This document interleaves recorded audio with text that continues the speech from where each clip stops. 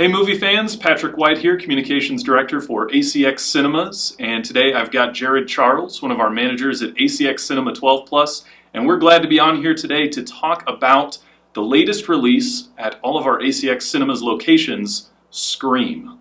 So Jared, what are your initial thoughts about Scream?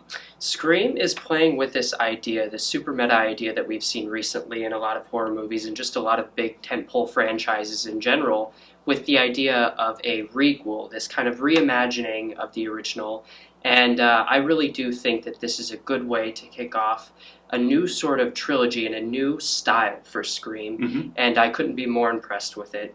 Yeah, we both kind of agreed that the marketing surrounding the movie was very horror-focused, more focused on those kind of jump scare moments, but we were both pleasantly surprised to find out that that was not the case, and that satirical edge that has been around all the way since the original was still very much intact with this one, if not more so with this one than ever before. Yes. As we kind of think about Scream, let's talk a little bit about the basic plot without getting into spoilers. We'll get into spoilers a little bit later on. What did you think about the opening to this particular film? So the opening of this film, I feel like, solidifies itself in a number of ways. You've probably seen a lot of the reviews talk about how brutal this movie is. You know, it follows the return of Sam Carpenter back to her town, her hometown of Woodsboro. Okay. And there have been a recent string of attacks that have kind of led her back to that. And in a way, it's a return to Woodsboro, both for the characters and for us. And it's a bloody return to Woodsboro at that. Absolutely. And so, you know, you're balancing new characters and old characters, and there's this kind of kinetic energy that the old characters have with the newer cast. And, you know, the opening of this movie, I think, is going to be something that fans really enjoy. Yeah. It's something that feels familiar, but yet subverts itself in so many ways. Exactly. And I can't speak highly enough about how much that opening scene meant to me. Yeah, I couldn't agree with you more. I think it's a great balance of the new and the old. We still have a landline telephone on set, and then we've got text messages happening, apps that are affecting locks going on and off, and it's a great combination of that old and new technology, and that sort of just runs through the whole way through. We've got the legacy characters meeting up with our new characters, references to the original Scream films, while still this being something new in and of itself. So yeah, it's a really fantastic combination. Do you think that this is more gory though than the original films? Because to me it's still paying homage to that pretty well, and not going too far. It's not intended to disgust audiences. Would you agree with that? Right. It's the way I would describe it is tense. Yes. There are exactly. some sequences in the original trilogy and even in Scream 4 that feel tense, but eventually they come to a culmination and they end. Here, what I noticed is that the filmmakers like to really sit on the tension. They like to really build it and play with it and subvert expectations. Absolutely. And so it's really a treat for people who, not just fans of Scream, but of horror in general, to be able to get that sort of feeling in a slasher movie. Because a lot of times you have no connection to the cast, and I feel like what the film does right is center those sequences, those kind of horror sequences around character arcs, which I feel like is a lot different than some of the past installments, even in this franchise, but certainly of the slasher genre in general.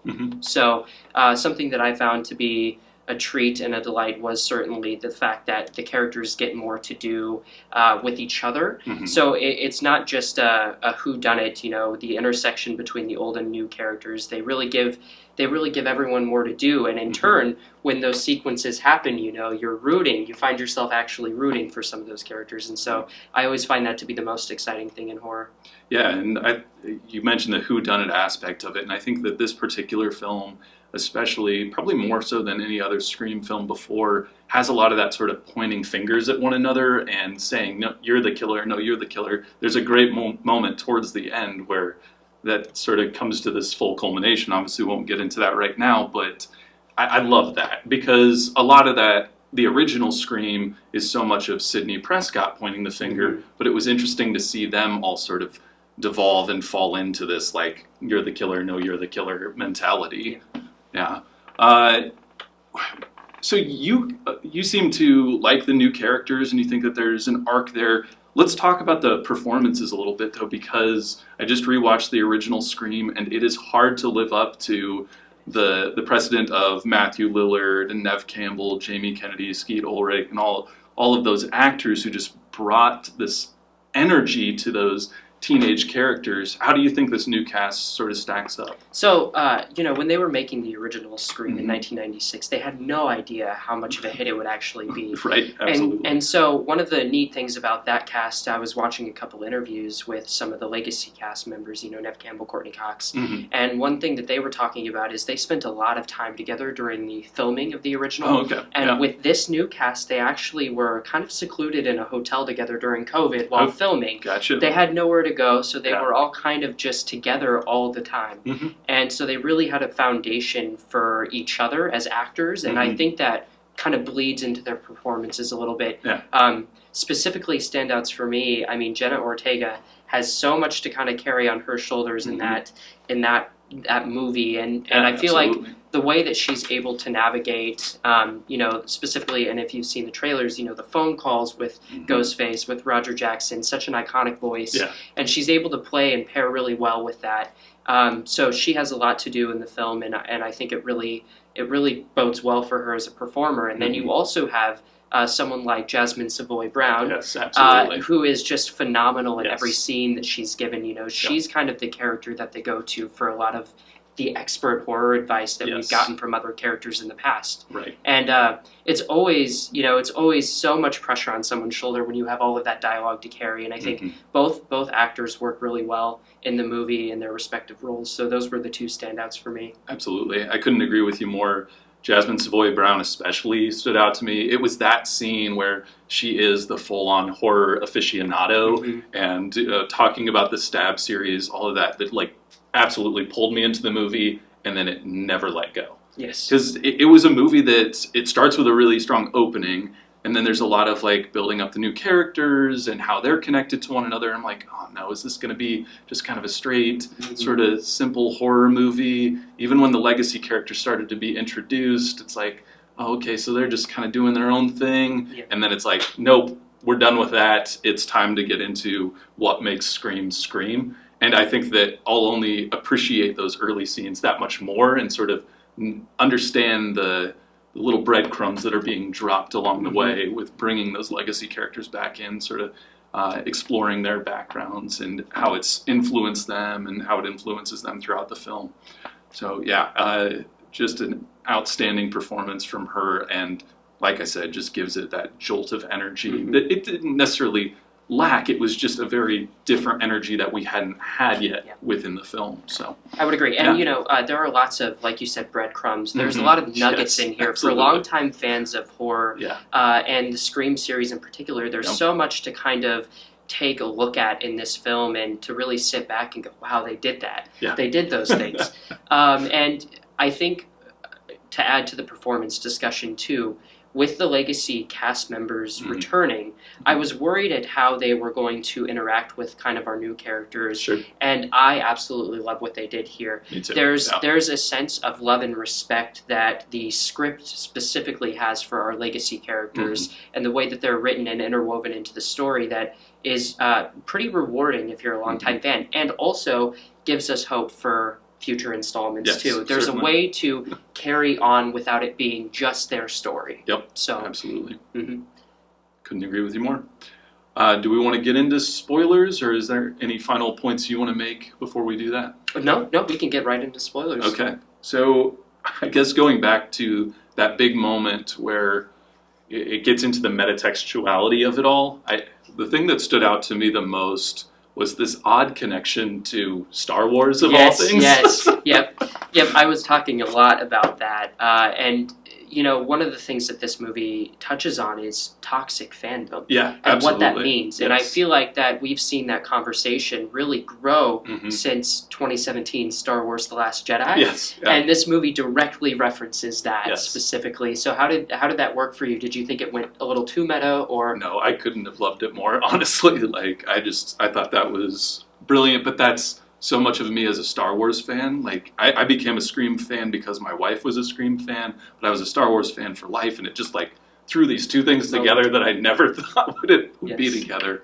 And no, I was just giddy about it. And you have to be knowledgeable about film, and the references to, like, Rian Johnson even being, like, the director of Knives Out, ruining the franchise. Like, it's these little, what might seem subtle to most people, but, like, film fans like us, like, we get it right away. And going back to the legacy characters, it made me only appreciate David Arquette's arc as Dewey in this movie because of that reference, because it felt his arc was so Luke Skywalker. It was. In the best way possible. Even just the opening of the box when he pulls out the gun, I'm like, okay, like, we're really landing on thick. Yes. But that's the great fun, and it's a movie that has to be seen in movie theaters and then seen again in movie theaters. Like, it has such incredible rewatchability to it. It does. Because you can return to those opening moments and appreciate them more. Your thoughts. What stood out to you? So definitely what stood out to me, we touched on it a little bit already, but David Arquette's performance here, he's really given a lot to do and a lot to sink his teeth into in this film, and I think they handle his arc perfectly. Everything that he does in this movie is intentional. If you're a longtime fan of Scream, there are some things that might at first seem a little shocking or a little bit different than what we've come to know from the other movies. That's kind of what I was getting into, yeah. But going back on rewatch a second time, this movie, everything makes perfect sense. Yeah. What he does is true to his character in every sense of the matter. And I had the same feelings about Luke Skywalker in The Last Jedi. I felt like it totally made sense, that arc. And so seeing those two things be paired with, I would say that for me, Scream was my Star Wars growing up. Sure, I didn't get into Star Wars until much later in my life, but Scream was the thing that got me into horror and filmmaking. And so for me, that was my journey throughout. Right. And it took me a minute to get to that point where I was fully accepting of what they did. Right. But once I got there, it's so enjoyable. Yeah, absolutely. Well, and going back to, so we've got the opening scene, which I think they did phenomenally well with, again, going back to the point you were talking about tension, built tension really effectively around Jenna Ortega, right? Yeah. As Tara in that scene. Again, that new and the old that was being brought in with the technology of the landline and the text messaging and the locks going on and off. I love all of that. And I made the point that it became sort of this sort of serious and basic film when compared to other Scream films. But that effectively works because it takes the horror seriously, it takes the drama seriously between the characters, and then Jasmine Savoy Brown's character being, the niece of Randy Meeks, she pulls it into that universe just as Jamie Kennedy did. And it even makes me appreciate the new characters, or the new actors' performances a little bit more, because so much of the original film with the young people it's almost so over the top that you're reminded you're in a movie, but this is trying to bring it into reality a little bit more. And that's kind of the age that we're in with horror. And there's many references to that with things like Jordan Peele's movies or Hereditary or The Babadook. And what did you think about those other horror references? And Oh, they were great. So, in a way, this film has this I wouldn't say love-hate relationship, but it almost like it has that sort of like push and pull with its own fandom. Yes, 100%. And so for me, I absolutely love The Babadook. I love Hereditary. I love The Witch and It Follows. So all of those references, it felt like it was poking fun at me, but in a loving way. Exactly. Yep. And so I felt a great deal of admiration for the filmmakers in that moment to be able to have that balance between that shove and that push and pull between those two different ideologies, because that's always been the conversation in horror is how do we weight slashers comparatively to this quote unquote elevated horror, right? And I think this is the perfect pairing that's kind of working on all cylinders with the horror, but also taking a moment to still be Scream and still be a slasher and have fun with it. And so those two things, they worked incredibly well for me. Yeah, and it as you were saying, it's a bright future for the Scream franchise potentially, and hopefully this isn't the end. We're in the spoiler territory. I was really hoping for a Matthew Lillard yes, return. yes. And I thought that, with all the Star Wars references, I'm like, that's perfect. Bring back a dead character or a character we presume to be dead. Yes. So that's probably the next sequel. But then, I don't know. If they do that, it's too obvious at this point. Yeah. The funny thing, too, watching the original Scream, he gets electrocuted, just as Emperor Palpatine does. So, just bring him back. Electrocuted characters. It fits. It all fits. It fits. You got to save it for the third one in Exactly. this new trilogy, though. Yes. I absolutely I adored what they did with Skeet Ulrich. At first it seemed a little strange to me, the de-aging and everything. Yes. But it's pretty good technology, though. It is. It's amazing technology, and to see it used in a way that is nostalgic, but it's not just relying solely on fan service. There is a very specific purpose for Sam Carpenter to have that father figure in Billy Loomis, and for that familial connection. Scream is all about familial connections.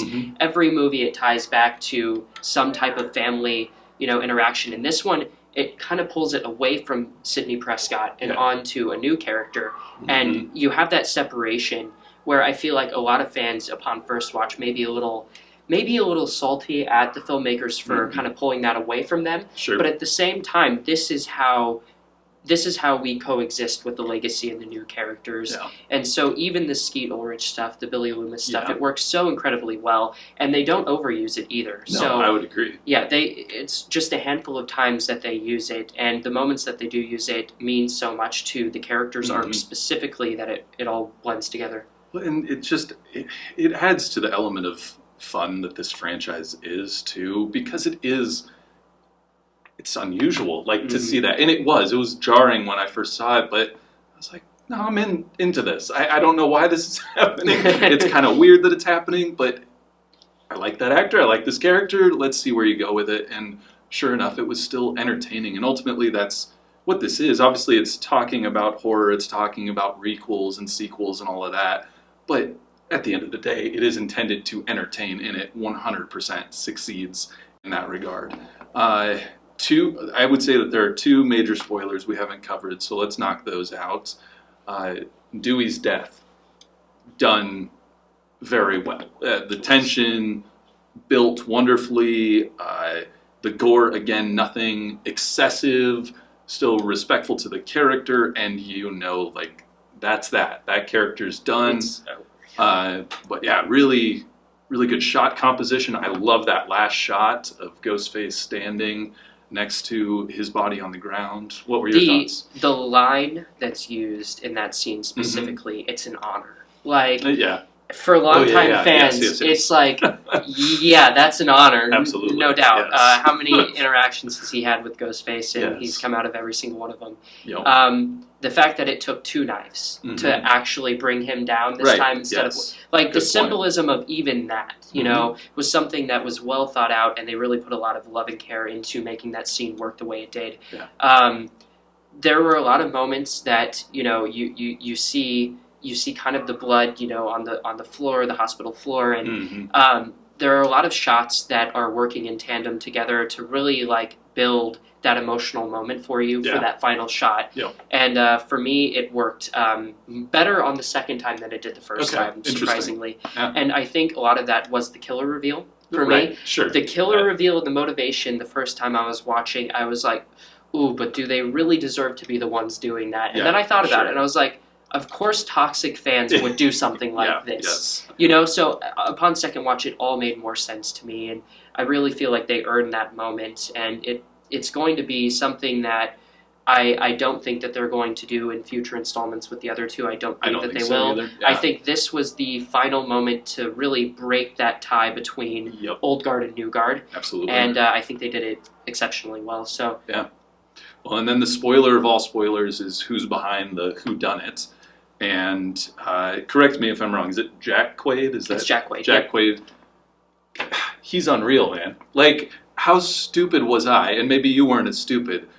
for me not to distrust the boyfriend. Like, that's Scream 101 right there. It is. And I was in the movie and I'm like, it's likable Jack Quaid from The Boys. Like, this is going to be great. He's going to be, chummy boyfriend, helping her all along the way. And then, of course, he's the killer. But he's such a good actor and so likable and charming that he convinced me. He immediately convinced me that he was going to be the good guy and he was going to help him the whole way through. How about you, though? Were you like, nope? I didn't. And just because of the simple nods to the other films that we get here, in that hospital scene previously, he gets slashed in the arm. Yes. And that's such a good callback to two other previous killers who are also, or a supposed killer, and then, Jill Roberts in Scream 4. Yep. It's a callback to the other films to be like, oh, this is your guy here. Right. And so for anyone watching who are diehard fans, they're going to kind of know in that moment specifically that that's who it is.